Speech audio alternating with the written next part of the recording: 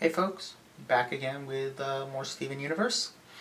This time doing episodes 39 through 41. This was a pretty good block. Not as good as the last block, but pretty good.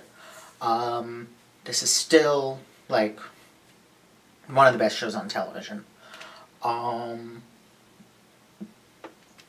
Which is really saying something, because television is in a renaissance right now. I don't think there's many people denying that. And animation is also in a renaissance. It's been running since, it's been running for almost 20 years now, so good on that. No, I'm sorry, my math is wrong. 30 years. 87 to 17 would be 30 years. So this has been a good few decades. Anyway, focusing back in on Steven Universe. The first episode was probably the weakest. It was good, but not great. And that's Future Sight. Future Vision, sorry. This was the episode where Garnet reveals she can see possible futures, which, of course, we all can. It's called imagination. But that aside,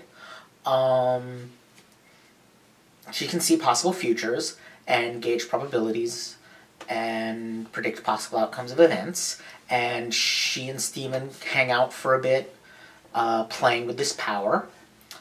Get this great moment of her saving Steven from having hot coffee scald him, and when everybody in the donut shop, Lars says something about it, asks her if she's okay. She has a great line, "I drink coffee for breakfast." Just great. And then, of course, she vaporizes all the coffee off of herself. It's great, because, of course, their bodies are projections. Why should she be harmed by coffee? Steven is part human, so he would be, but Garnet's not affected. That was good. And then, of course, Steven starts obsessively trying to predict futures. Get another great scene of, which I've seen gifted a lot, of Cookie Cat coming from space and attacking him, and Steven, it's all an imagined sequence. Steven saying, "I never considered that you would be evil," which is doubly funny because, of course, he is considering the possibility that Cookie Cat could be evil.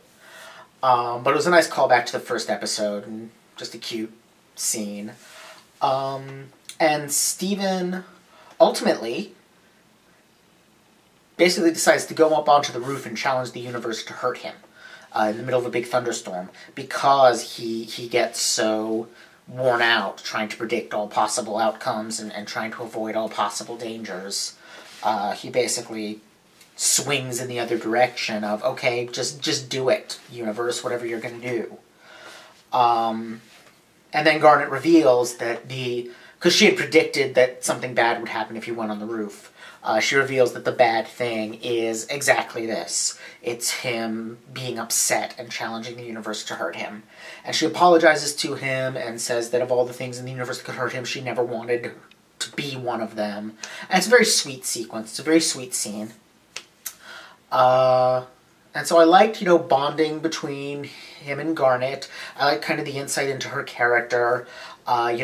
It's very much in keeping with her as kind of the calculating one, as the protector, as the calm and cool one. Both this power and her role with Steven fit in well. But all in all, I think this was a relatively lightweight episode compared to the next one, which, holy crap. Completely blanking on the title of it, but it was the one where Steven and Amethyst decide to run away to ride the rails and go to the kindergarten, which is a quarry of sorts where gems were being grown, and we learn quite a lot of backstory in this episode. Pearl reveals that there were indeed two factions of gems, one of which wanted to do something to the Earth that would harm the life that was already here, and the other opposed them, and that meant that they could never go home. And that other faction was Rose, Pearl, Garnet, and Amethyst. However, what I wasn't expecting was the reveal that Amethyst was grown by the villainous gems, that she was created in this quarry, which has these huge structures all over it that resemble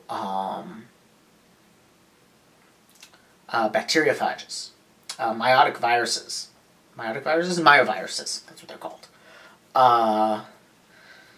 And these are viruses that basically, it's like this, they look like those drill things in the valley, and they work by latching onto a bacterium and injecting their DNA into it, and then their DNA more or less hijacks the bacteria and turns it into a and turns it into a virus factory. The implication is that this is how they made at least the gems of which Amethyst is one. It's not clear if there are other kinds of gems as well, but that they injected gem genetic material into the Earth itself and turned that area into a gem factory. Creepy and awesome. And, the fact that the canyon is lined with holes, like the one Amethyst says she emerged from, suggests that that's what it was. But more important than that is we get some real insight into Amethyst's character and her relationship with Pearl. And it's that Amethyst feels tainted by her origins. She feels that she is less than the others, that they see her as this monstrous thing that was their enemy. And whereas Pearl, she says she always assumed that Amethyst was proud of being the one good thing that came out of this terrible place. That really kind of shows a lot of where their conflict comes from, that Pearl has always assumed that Amethyst is proud of this, where Amethyst is actually really upset by it and feels tainted by it and believes that Pearl and Garnet see her as tainted by it. There's some real deep self-esteem issues in Amethyst that made this episode really emotional to watch. Like, I teared up watching the interactions between Amethyst and Pearl in this episode, like the end of their fight and then their conversation in Amethyst's hole, were really affecting. I didn't actually cry, but I definitely teared up. And that's some good stuff. Really feel for Amethyst here. This sense of being less than, of being innately broken, tainted, and this fear that others will see it. This fear of letting others in, because then they'll see, and the fear is that they'll confirm what you believe about yourself, and you're always on the lookout for them to confirm it, and every little thing becomes confirmation of that. That's some real stuff. That's something that a lot of people deal with in real life. So, well done, show. Thankfully, the next episode was a lot more fun, because that was pretty heavy. Next episode, Beach City Horror Club. Looked like it was probably a Halloween episode, with the horror theme and Lars having the skull earrings instead of his usual ones, and the fact that it was chilly outside, all seem to suggest a Halloween episode. So I'm going to assume that's what this was. And it brought back Renaldo, which is great, because I really enjoy Renaldo's character. He's really effective skewering of the conspiracy theorist. I loved the line where he said that he's skeptical of mortality, because that's something that you see a lot of. There's a lot of conspiracy theories take the form of denialism, where basically it's something well known to be true that they then deny the truth of. And the conspiracy theory is that this thing that everybody knows is true is actually false. And there's a conspiracy dedicated to making us all believe in this thing that's not actually true. Some examples of denialism. Creationism is evolution denialism. Anti-vaxxers are denialists. Global warming denialists. Holocaust denialists. There's plenty of examples of denialism out there. And so what's great here is that it really kind of hammers home how denialism is just another form of conspiracy theory by making, his, kind of silly belief in ghosts be death denialism, which is just mortality denialism. I love that, because that's exactly what it is. People want to believe in ghosts because they want to believe they're not going to die. And that's the thing. That's what the fundamental difference between skepticism and denialism really is. Denialists will claim to be skeptics, but the fundamental distinction is that skepticism is intentionally doubting the things you want to be true. It's questioning your own beliefs. Whereas denialism is doubting the things you want to be false. It's questioning the beliefs of others as a way of advancing your own. And like all conspiracy theories, you rapidly get yourself into a dangerous trap. It's basically just a known flaw in human thinking, that you become emotionally invested in being right about this, and so you start instinctively cherry-picking every piece of information you encounter, so that any evidence for your position is evidence for your position. Evidence against your position is evidence of how powerful the conspiracy trying to prove you wrong is, which is evidence of your position. Everything becomes confirmation of your belief. Whereas if you're focused on doubting your own beliefs, that allows you to distinguish between evidence that supports and evidence that, disproves your beliefs.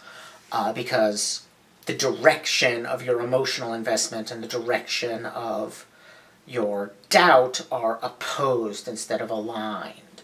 That's where the danger comes in. And that's what Renaldo's character is defined by. And I love him for it. He's very, very funny. And very fun to watch. And I hope we get more episodes with him. Not too many, because I feel like he could be easily overused. But, every 10 or 15 episodes, I could go for some Renaldo. Even Lars is tolerable when Renaldo's around because of their history, which is a major focus of this episode, is that they were once friends when they were young, around Steven's age. In fact, unless I'm not mistaken, young Renaldo had the same voice actor as Steven. But they had a falling out because Renaldo wanted to go public with his beliefs and he found what he thought was evidence of a haunting. It was, of course, actually a gem. And he wanted to go public with it, but that would have involved revealing that Lars was involved, and Lars was afraid of, public humiliation, of being teased. I really love the moment where Renaldo says, "Why do you care what other people say about you?" And Lars counters, "You wouldn't say that if you knew what they said about you." Which just, says so much that Lars is aware of what people are saying about Renaldo, even at that young age. That it bothers him, that he's friends with Renaldo anyway, but that he isn't quite brave enough to face, he recognizes that what people say about Renaldo is wrong. He wants to be Renaldo's friend anyway, but he doesn't quite have the courage to stand up against it himself. So he remains silent and is friends with Renaldo in secret. And, that's not wrong. He's a little kid, You can't expect him to have the courage to stand up to that kind of thing. But at the same time, of course Renaldo knows what people say about him. He has to know. Nobody's ever oblivious to that kind of thing. You know, and you choose not to care. That's part of the conspiracy theory approach to life. Is, yes, I am rejected by all these people, but it's not because there's something wrong with me. It's because there's something wrong with them. They don't know the truth. They've been fooled. It's a big part of it. That's why, it tends to go hand in hand with being outcast, because believing that you're an outcast because you're better than everyone else is a lot easier than believing that you're an outcast because either there's something wrong with you or just bad luck. A lot of nerd culture is also explained by that it's easier to believe you're better than everyone else than to accept that, you lack social skills.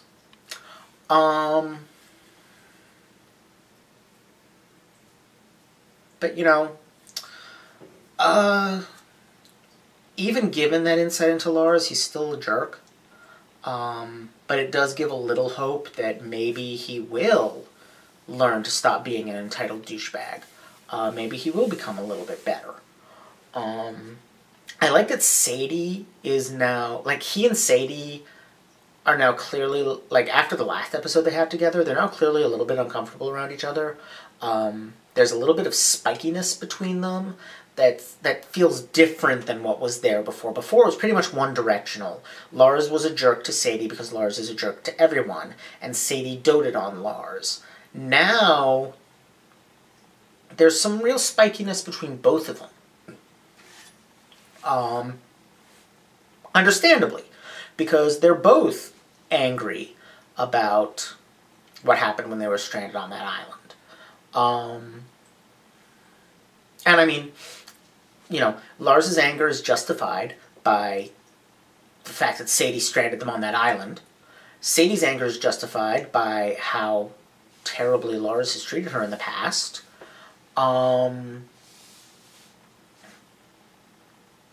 They're also both clearly attracted to each other and neither willing to act on it.